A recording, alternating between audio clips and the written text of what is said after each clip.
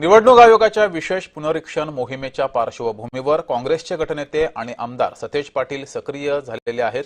मतदार यादी अचूक राहण्यासाठी आणि कोणताही मतदार मतदानापासून वंचित राहू नये यासाठी सर्वांनी पुढाकार घ्यावा असं आवाहनही सतेज पाटील यांनी केलंय।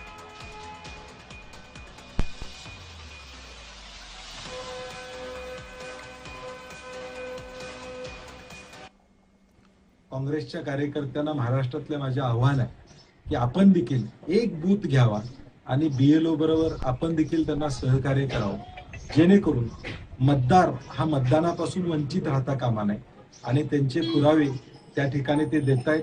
प्रक्रिया व्यवस्थित आहे। SIR बद्दल अनेक आक्षेप असले तरी शेवटी ही प्रक्रिया सुरू झालेली आहे।